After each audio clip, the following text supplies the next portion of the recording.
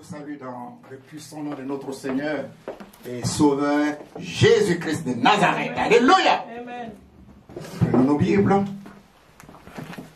et faisons la lecture dans le livre de Luc ou l'évangile de Luc.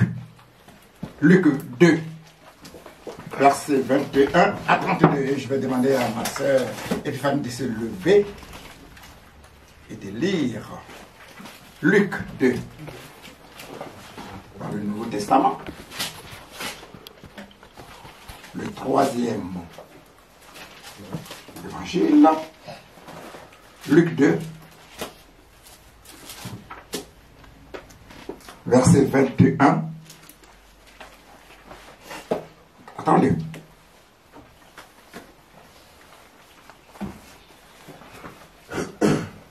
Si vous avez trouvé, notre sœur va lire.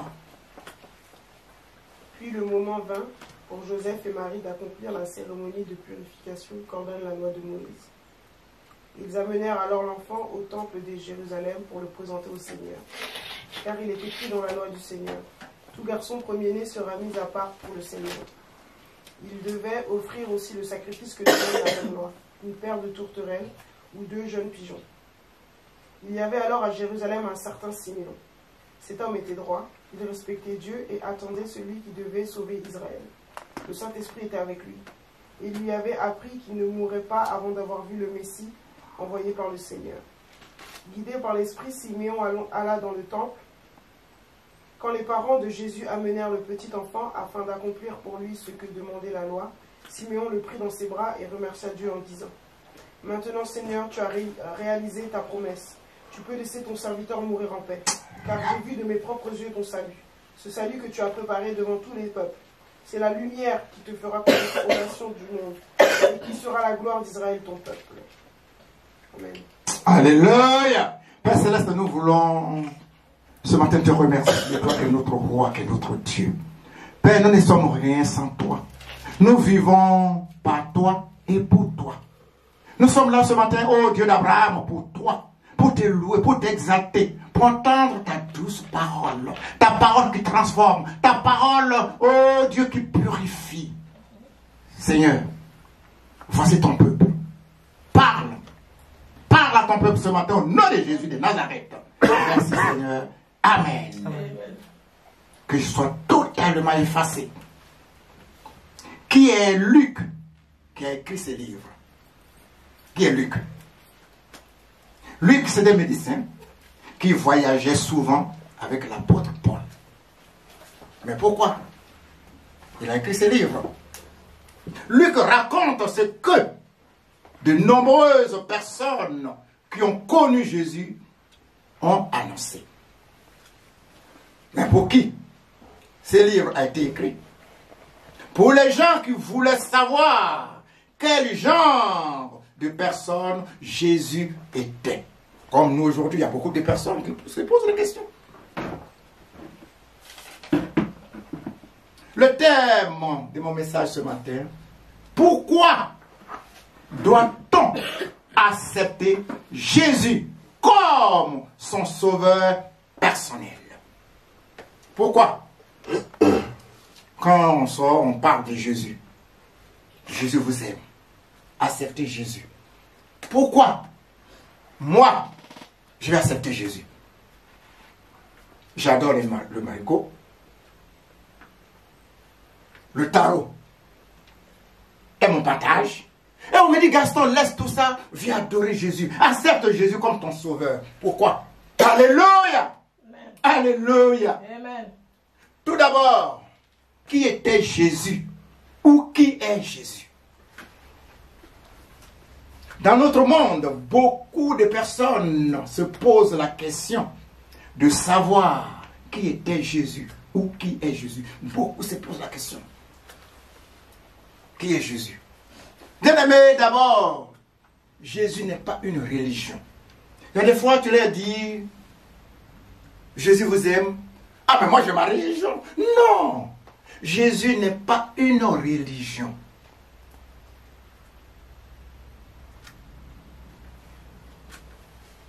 Jésus est une personne, comme vous et moi. Il est Dieu. Il n'est pas une religion. il n'est pas catholique, il n'est pas musulman. Non. Il n'est pas bouddhiste. Jésus est Dieu. Alléluia. Amen. Bien aimé, pour savoir réellement qui était Jésus ou qui est Jésus, lisons les Écritures. L'Ancien et le Nouveau Testament, qu'on appelle la Bible, la parole de Dieu. Lisons. J'ai l'habitude de dire, si, supposons j'ai mal à la tête, et je vais à la pharmacie, j'achète un paquet de comprimés. Je vais, pour prendre ces comprimés, qu'est-ce que je fais? Il y avait tout récemment notre soeur un peu mal à la tête, elle était à la pharmacie. Elle a pris un paquet de médicaments, elle est venue à la maison, elle a lu, elle a regardé, non, moi je ne prends pas ça, elle a déposé. Pour connaître Jésus, il faut lire la Bible. Mais si tu ne lis pas, comment tu peux connaître Jésus? On ne peut pas. La Bible ne contient pas la parole de Dieu. Bien aimé, ce livre-là, excusez-moi, ne contient pas la parole de Dieu. J'ai dans ma main la parole de Dieu. Alléluia. Amen. La Bible est la parole de Dieu. La Bible ne contient pas la parole de Dieu.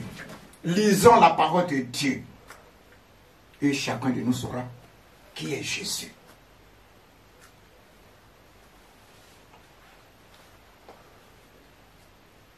En parcourant la parole de Dieu, de la Genèse à l'Apocalypse, nous saurons qui était Jésus ou qui est Jésus. Prenons le temps. Surtout les 4 évangiles. Matthieu, Marc, Luc et Jean. Lisez. Lisons surtout les 4 évangiles. On saura qui est Jésus.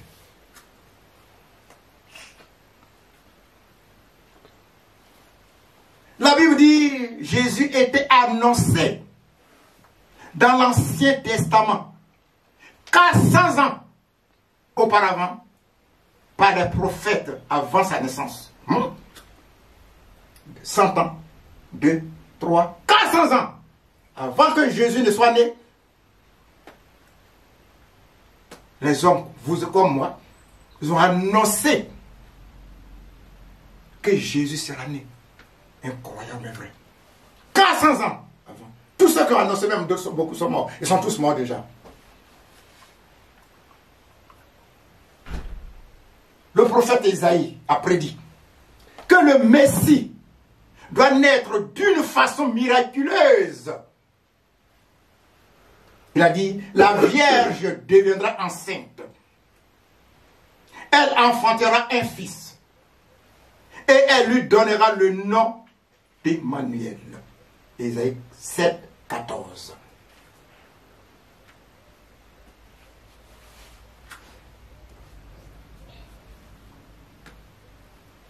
Le prophète Isaïe a dit aussi encore que le Messie sera rempli de l'Esprit de Dieu. Dieu l'a consacré et lui a donné pour mission d'apporter aux pauvres une bonne nouvelle.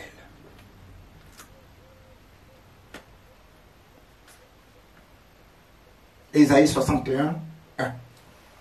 Le prophète Michée a prédit surtout, que le Messie doit naître à Bethléem.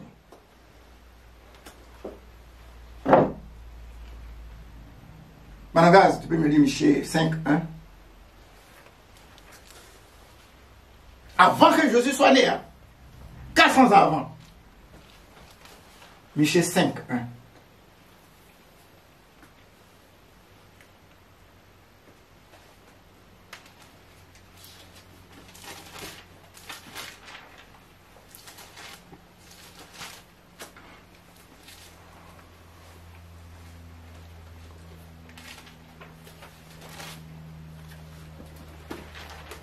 Michée 5, 1. Et toi, Bethléem, Ephrata, petite entre les milliers de Juda, de toi sortira pour moi celui qui dominera sur Israël. Alléluia. Alléluia. Elle qui... Attendez, excusez-moi. Celui qui dominera sur Israël et dont l'origine remonte aux temps anciens, au jour de l'éternité. Je continue? Non, c'est bon. Alléluia. Oui. Avant que Jésus soit né, le prophète Michée a annoncé que Jésus sera né à Bethléem. Le prophète Zacharie a prédit aussi, à son tour, que le Messie ferait son entrée à Jérusalem sur un nuage. Zacharie 9, 9. Bien-aimé, Jésus est réellement le Messie annoncé dans l'Ancien Testament. Tout ce que nous venons de citer, il y en a plus encore. Ça, c'est l'arrivée de Jésus que les prophètes ont annoncé. Bien-aimé, permettez-moi de rappeler de quelle manière Jésus est né. Je vais rappeler légèrement de quelle manière Jésus est né. Si on dit d'accepter Jésus, moi, frère et garçon, si on me dit d'accepter Jésus comme mon sauveur et mon Seigneur personnel, il y a un but. Je vais voir, on va parler un peu comment il est né. Comment? Il est né d'une simple jeune femme. Mais vierge. Une simple jeune femme, mais vierge. Quelle est la signification du mot vierge? Qui n'a jamais servi, non pénétré, non exploité. Exemple, une cassette vierge. C'est une cassette dont la bande magnétique ne contient rien d'enregistré. Ça, c'est vierge. Mais maintenant, un homme ou une femme vierge, ça veut dire quoi? Bien-aimé, un homme ou une femme vierge veut dire que cette personne n'a jamais eu de relation sexuelle, qui n'a jamais été touchée, ni mariée. Exemple, Marie, la mère de Jésus, n'avait jamais eu de rapport sexuel avant la naissance de Jésus. Alléluia! Amen. Incroyable mais vrai. Comment c'est passé? Avant que Jésus soit né, elle n'a jamais touché l'homme. Mais comment c'est passé? Alléluia! Amen. Frères et sœurs, Dieu est puissant. Dieu fait ce qu'il veut. Il est au-dessus de tout.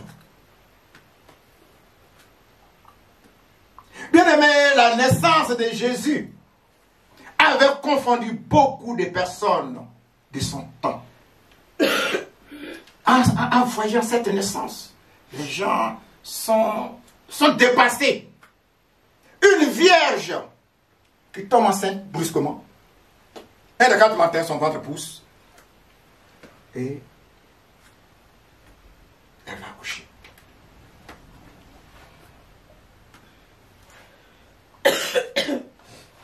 Ça a confondu beaucoup de personnes. Même aujourd'hui encore, la naissance de Jésus confond beaucoup de personnes. Ceux qui se disent les grands savants ne comprennent pas le mystère de la naissance de Jésus. Alléluia! Oh, quelle grâce! C'est pas pour rien. On parle de Jésus, accepter Jésus. Et que moi j'ai pris ce temps-là, j'ai laissé tout ce que j'adorais pour aller adorer Jésus. C'est pas pour rien. Regardez.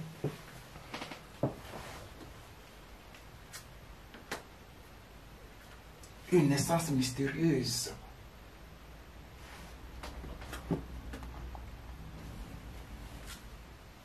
Bien-aimés, lisons Matthieu 1, 18, 23. Je vais lire ça. Matthieu 1. Écoutons. Matthieu 1, 18, 23. Je lis.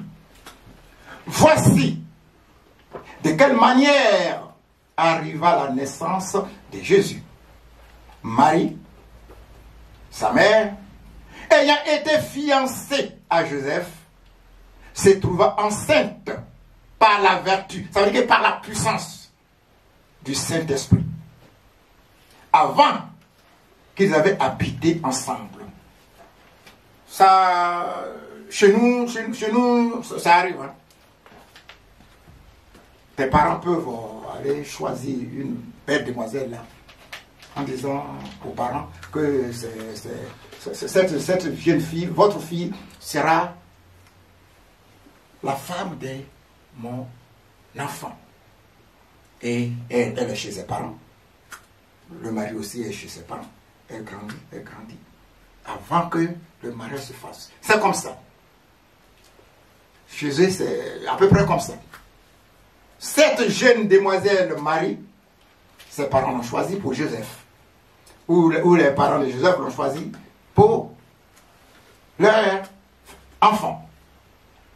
Joseph, son époux, qui était un homme de bien et qui ne voulait pas la diffamer, se proposa de rompre secrètement avec elle. Parce que c'est incroyable. Ma future femme, elle est chez ses parents. Moi, je suis là. Et le 4 matin, elle tombe enceinte. Ah, vous pensez que je vais l'accepter? Non.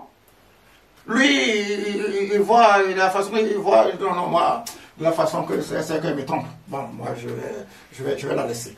Non, moi, je ne suis pas d'accord. Comme il y pensait, voici un ange du Seigneur lui apparut en songe et dit: Joseph, fils de David, ne crains pas de prendre avec toi Marie, ta femme, car l'enfant qu'elle a conçu, ça veut dire que l'enfant qui est dans son ventre vient du Saint-Esprit.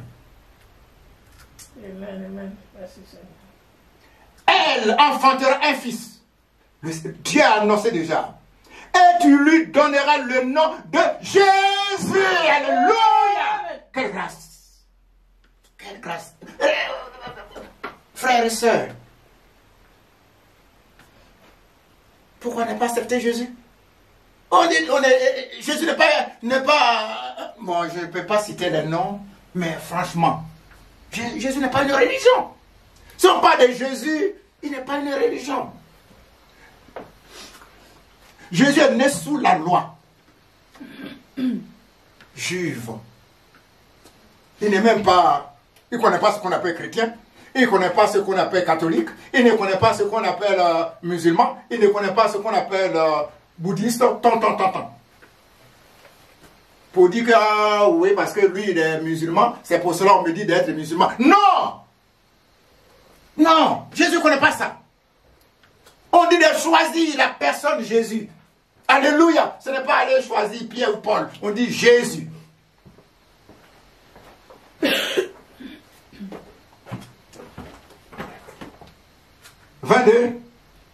Tout cela arriva afin que s'accomplisse ce que le Seigneur avait annoncé par tous ces prophètes qui ont dit là. C'est pour que cela soit accompli.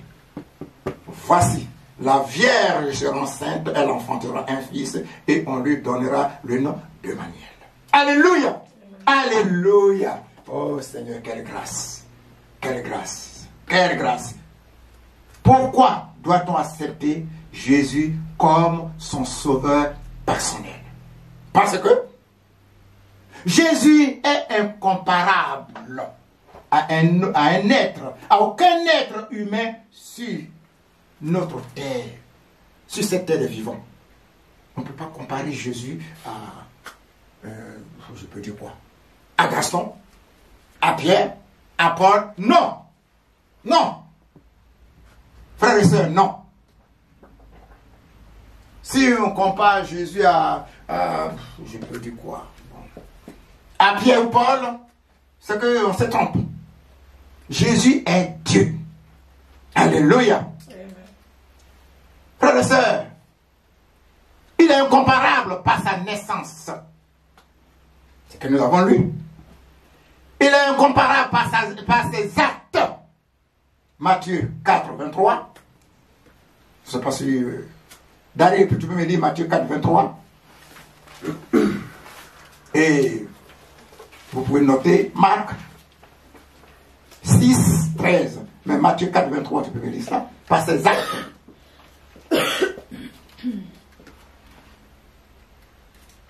Matthieu 4. Jésus va dans toute la Galilée. Il enseigne dans les maisons de prière juives. Il annonce la bonne nouvelle du royaume. Il guérit les gens de toutes leurs maladies et de toutes leurs douleurs. Alléluia. Amen. Jésus, il guérit, il ressuscite.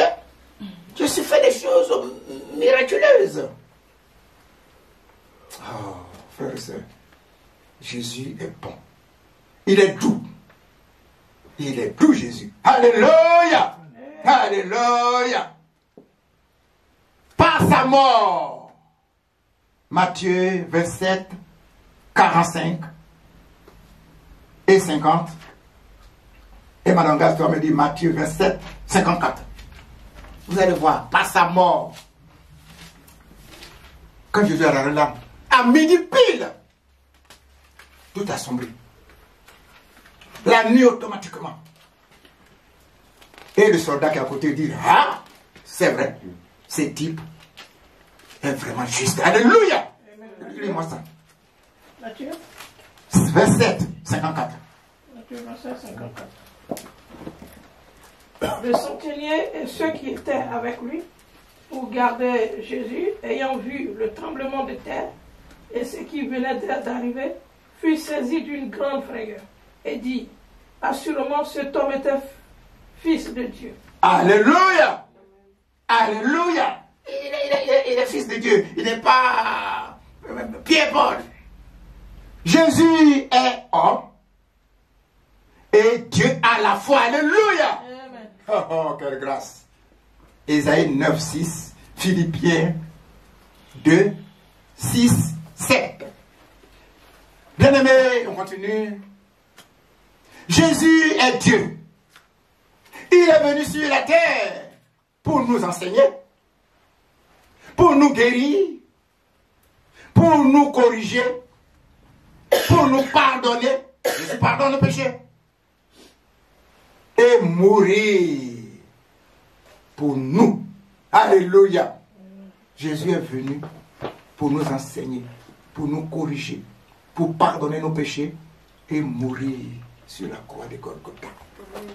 Il est Dieu, le Créateur, le Seigneur souverain. Alléluia. Amen. Jean 1, de 1 à 14. Bien-aimés, chacun de nous doit accepter Jésus comme son sauveur personnel. On n'oblige personne. Mais, frères et sœurs, on n'oblige personne. On ne dit pas si tu n'acceptes pas Jésus, alors tu ne vas pas manger. Tu vas manger. Ah, pourquoi pas? Même tu vas manger plus que ceux qui acceptent Jésus. Mais, ton âme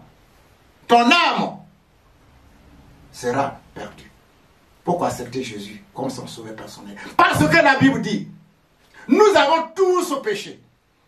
Des fois, il y a des gens qui disent, moi je n'ai pas péché, je ne vais pas chercher la femme de quelqu'un. Oh, moi non. Mais nous oublions que Adam et Ève, nos ancêtres ont péché. La mort, un jour arrivera où je vais essayer de parler ça ici. La mort spirituelle sera à nous. Adam et Ève ont péché.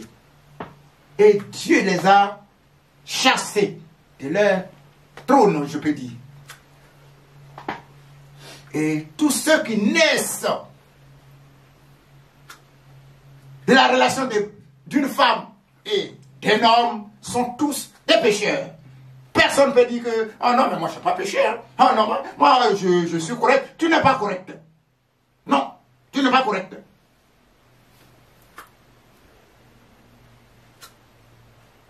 Bien-aimés, la Bible dit qu'on est tous pécheurs. Et nous sommes privés de la gloire de Dieu. Ça veut dire que nous sommes privés tous de la présence de Dieu. Personne ne peut dire qu'il n'a pas péché. Romains 3, 23. La Bible dit encore, le salaire du péché est la mort spirituelle. quand on pêche. Bon, on peut mourir physiquement, pourquoi pas? Mais spirituellement, parce que tu es éloigné de Dieu. La mort spirituelle. Romains 6, 23. Je m'en vais un peu. Bien aimé, Jésus est mort à notre place. Tout ce qui s'est passé à la croix du Golgotha. Les gens pensaient que, oh, Jésus, oh là là, c'est un grand pécheur. C'est pour cela. C'est pour cela que Dieu est en train de maltraiter. Non, c'est pour toi, c'est pour moi qu'il a accepté d'aller à la croix. Alléluia. Amen. Alléluia. Amen. Sa mort était une rançon infinie pour nos péchés. Il est mort pour payer le prix de nos péchés. C'est ça, beaucoup ne savent pas. Beaucoup ne savent pas. Si je suis certain, si j'étais là aussi, j'allais suivre la foule. Hein. J'allais même me moquer de lui. Mais je me trompe. Je me trompais. Romains 5, 8. Bien aimé, pour terminer, je vais finir. Jésus lui-même a dit, Jésus a dit quoi? Il dit, je suis le chemin. Voici la cause encore qu'il faut l'accepter comme ton sauveur personnel. Il dit, je suis le chemin. Le chemin qui conduit celui qui l'accepte comme son sauveur personnel vers le ciel. Si tu acceptes Jésus, tu vas directement au ciel. Vers le Père Céleste. Alléluia. C'est tout ce que nous cherchons. C'est pour que notre âme soit sauvée. Comme j'ai l'habitude de dire, ma mère en couple, on dépose ici. Pendant une semaine, 2 semaines, on va trouver la poussière là. Oh, que c'est mon âme que je protège. Je ne protège pas mon corps. On se lave, on met la pommade, on s'habille. Ça, ce sont les zéros. C'est zéro. C'est notre âme que nous devons protéger. Il dit, je suis le chemin qui vous conduit vers le Père. Je suis la vérité. Jésus est la vérité pour tous ceux qui l'acceptent comme sauveur personnel. Jésus a dit, je suis la vie. Jésus a dit, je suis la vie. Il est la vie pour tous ceux qui l'acceptent comme sauveur personnel. Il nous donne la vie. La vie réelle. La vie spirituelle. Si tu acceptes Jésus, tu deviens enfant de Dieu. Si tu acceptes Jésus, la mort spirituelle est éloignée. Il a dit, celui qui m'accepte est sauvé, celui qui ne m'accepte pas, il sera condamné. Ah, il n'oblige personne. Jésus n'est pas venu avec un fusil ni bâton pour taper les gens. Dans l'Élysée, on n'a jamais vu Jésus taper les gens. Ah mais tu dis, tu ne me suis pas, je te tape. Non, c'est ton problème. Il a mis 2 chemins. Un chemin. Un chemin qui va vers le ciel. L'autre chemin va où? À l'enfer. Alléluia. Alléluia. C'est ça, l'autre chemin va à l'enfer. Tu acceptes Jésus. Tu es sauvé. Tu n'as pas accepté Jésus. Tu vas à l'enfer. Si on parle de l'enfer, d'autres disent, est-ce que l'enfer, c'est ainsi? Si je meurs là, c'est fini. Non, hein, c'est pas fini. Ici, si on a trop duré, on a 120 ans, 130 ans sur la terre. Le reste du temps, on passera l'autre côté. Et combien de temps? Éternellement. Éternellement, tu seras là-bas. Si tu n'es pas avec Jésus, hein, tu verras comment tu seras. Jésus est la vie pour tous ceux qui l'acceptent comme sauveur. Jésus a dit, nul ne peut aller au Père sans moi. C'est pas l'orgueil, il dit la vérité. Il dit, si tu ne l'acceptes pas, tu vas pas au Père. Personne ne peut aller au Père sans Jésus. Jean 14, 6. Alléluia. Amen. J'ai terminé. Père Céleste, aide ton peuple à mettre toute sa confiance en toi. Parce que tu es Dieu. Jésus de Nazareth, fils de Dieu. Aide-moi personnellement à me tourner vers toi, à t'accepter comme mon sauveur personnel.